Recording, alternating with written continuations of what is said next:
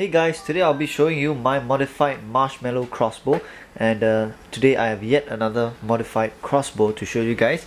The other crossbows that I have done in the past were the Lord of the Rings Uruk-hai crossbow, my Leonard sort of homemade crossbow. I actually use homemade crossbow arms, however the plunger tube is stock and so is the plunger and catch system. Lastly, I actually did the modified Nerf crossbow into my Weapon Expo, and today I have the Marshmallow Crossbow by the Marshmallow Fun Company. This company actually made you some of the other marshmallow blasters, including one of the newer ones is the Marshmallow Rapid Fire, which I think is looks really cool. Alright, so on to today's Marshmallow Crossbow. Modification was relatively simple.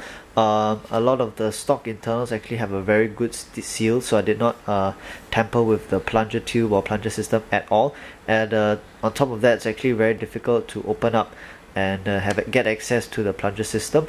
Over here actually is the area whereby it would actually be your slot for your marshmallow in a stock crossbow. This would be the slot whereby you insert your marshmallow and seal it off with the sort of orange barrel at the front. However, I've since removed that and super glued and plumber scooped on a Y, so this is now permanent. I figured I actually wanted to coupler it, but then I decided actually that I was not going to single this blaster, so may as well glue on a permanent Y over here. And as you can tell now, the bow arms are not attached yet, and that's what I actually like about this crossbow compared to, say, the Uruk-hai crossbow. Yeah, the Uruk-hai crossbow actually fires based on the bungees that are located internally over here and here. However, this Marshmallow crossbow actually fires and is powered by the bow arms, which I find it's much better, and the draw is relatively easy, and maybe you guys with some who have girlfriends who nerf they can actually wield the blaster like this. Alright, and this blaster is actually rather sizable once I include in the hopper clip, the bow arms, and as well as the draw at the back over here, which is actually very long. This is the draw, so it's quite insane. And right now I do not have the bow arms attached, so I'll go ahead and attach them on. Okay, so now I have one of the bow arms in, and what I actually like about this blaster is that it's actually removable, so it's much easier to transport around, and much smaller and compact when I place it inside, maybe say my bag, or just carry it around in general. So over here is the left bow arm, which I will twist and slot it into place. Give me a moment. Okay, it can be a bit stiff, but eventually it'll slot in nicely, and once the bow arms are in place, it's actually quite wide. Alright, now I'll go ahead and shove in all the barrels for the hopper clip. Okay, for today's firing test, I'll be firing off 6 slug darts. 5 of them are pink, and I think the last one is a beige dart. So yes, just go ahead and load them up inside your hopper clip. Once all the darts are inside, make sure you remember to close it off, and I'll be firing it over at this box over here, which contains a lot of new in-box stuff, which I will show you guys later this week. Okay, so go ahead and prime the blaster. Like I mentioned earlier, draw is relatively easy, so it's much more comfortable and not so strenuous on your forearm and your wrist over here. Okay, give me a second. Alright, time to fire. Okay, first start.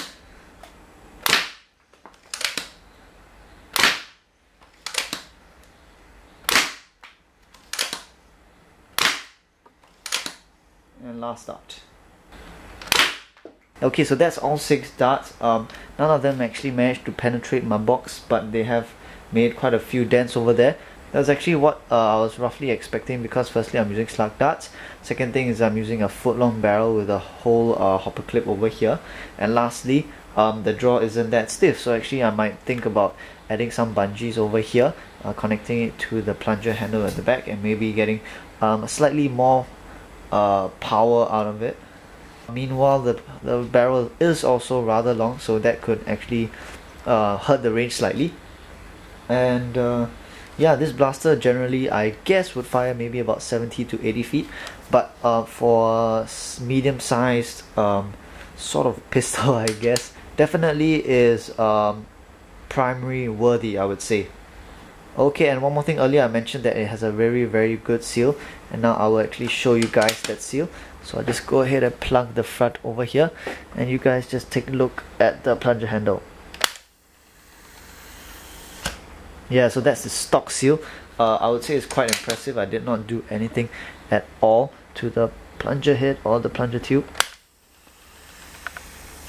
Okay, so that was it, my modified Marshmallow Crossbow by Marshmallow Fun Company. Very fun blaster to play around with. Easy draw, lots of fun. I guess this blaster would be quite ideal in a rush situation, whereby you can actually get 6 shots off relatively quickly. Maybe you guys might want to think about adding sort of a pump action system at the front here, so that to make the rate of fire even higher. So yeah, I enjoyed this blaster a lot. It was quite easy to modify. You guys shouldn't have any problems at all. I don't believe I need to explain a lot. Just simply cut a slot over here and glue on your wire or coupler. Should be relatively simple and a no-brainer, I guess. Okay, so that was it, my modified Marshmallow Crossbow. Give me a thumbs up if you enjoyed the video, and thanks for watching.